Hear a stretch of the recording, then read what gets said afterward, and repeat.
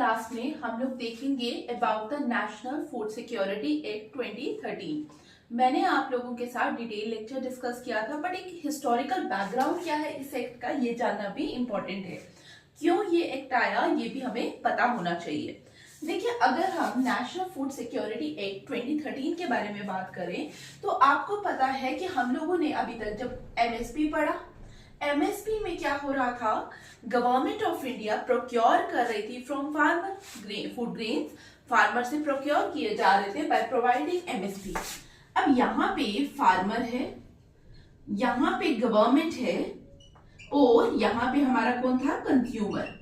जब गवर्नमेंट ने फार्मर से प्रोक्योर किया तो फार्मर को तो बेनिफिट हो गया, लेकिन what about our consumer, consumer को बेनिफिट करने के लिए गवर्नमेंट ने क्या किया, गवर्नमेंट ने स्कीम्स लाई like PDS, public distribution system. Because आपको पता है कि इंडिया के अंदर दो मेजर प्रॉब्लम्स देखने को मिलती है हमें एग्रीकल्चर सेक्टर के अंदर। नंबर वन, हमारे पास फूड सेल्फ सफिशिएंसी नहीं थी, हमारे पास जितना हमें फूड रिक्वायर्ड था उतना नहीं था। फूड सेल्फ सफिशिएंसी हमें आफ्टर ग्रीन रेवोल्यूशन जो थी वो मिल गई 1960s के बाद। जब ग्रीन रेवोल्यूशन आया तो 1970s में हमें क्या मिला, हमें फूड सेल्फ सफिशिएंसी मिल गई। और दूसरी प्रॉब्लम क्या थी कि हर बंदे के पास एम्पल अमाउंट ऑफ फूड नहीं था, जो रिक्वायर्ड अमाउंट ऑफ फूड है वो हर बंदे के पास तो नहीं था। अब दूसरी प्रॉब्लम थी डिस्ट्रीब्यूशन की। इसके लिए गवर्नमेंट ने क्या किया, गवर्नमेंट ने 1960s में ही पब्लिक डिस्ट्रीब्यूशन सिस्टम लाया कि हम फार्मर से खाना लेंगे और सप्लाई करेंगे कंज्यूमर को at subsidise rate. Public distribution system में यही है। लेकिन 2013 में एक एक्ट लाया गया, यूपीए गवर्नमेंट के time national food security act लाया, जिसमें क्या बोला गया कि हम दो चीजों को टारगेट करेंगे। कौन कौन सी दो चीजें? नंबर वन बोला गया हम फूड सिक्योरिटी को टारगेट करेंगे, और नंबर टू हम टारगेट करेंगे न्यूट्रिशनल सपोर्ट को, फूड सिक्योरिटी को। और दूसरा बोला गया किसको टारगेट किया जाएगा, न्यूट्रिशनल सपोर्ट को टारगेट किया जाएगा।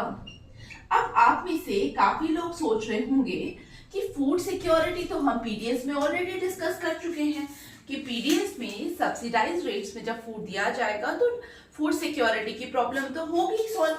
लेकिन आपको यहाँ पे पता होना चाहिए, ऑल्दो हमारे पास पीडीएस था, हमारे पास टारगेटेड पब्लिक डिस्ट्रीब्यूशन सिस्टम आया 1997 के अंदर, लेकिन स्टिल जो प्रॉब्लम ऑफ फूड सिक्योरिटी थी उस पे काम करना जरूरी था। क्यों?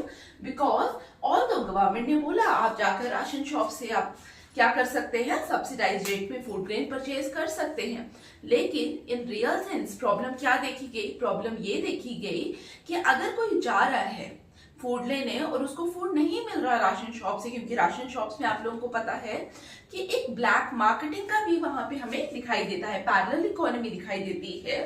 तो वहां पे अगर आपको फूड नहीं मिलेगा तो क्या आपके पास लीगल गारंटी थी? पहले आपके पास लीगल गारंटी थी ही नहीं। अगर आपको खाना नहीं मिल रहा तो आप कहां जाएंगे? क्या आप कोर्ट्स को अप्रोच कर सकते थे? बिफोर एनएफएसए 2013 आप कोर्ट्स को अप्रोच नहीं कर सकते थे, but first time national food security act 2013 में क्या हुआ, लीगल गारंटी दी गई to the food security and to the nutrition support. अगर आपको राशन की शॉप में जाकर आपको जो आपके लिए एंटाइटलमेंट है, जो आपके लिए फूड गवर्नमेंट ने एलोकेट किया है, अगर वो आपको नहीं मिलता तो आप नाउ कोर्ट्स को अप्रोच कर सकते हैं, because there was a legal guarantee जो आपको पता होना चाहिए। दैट्स व्हाई एनएफएसए 2013 आया, जिसमें हम लोग क्या बोलेंगे कि एक लीगल गारंटी दी गई to the consumer for food security and nutritional support. Am I clear? ठीक है, फिर भी अगर आपको कोई डाउट होगा आज के लेक्चर पे तो आप मुझे फ्री होकर पूछ सकते हैं।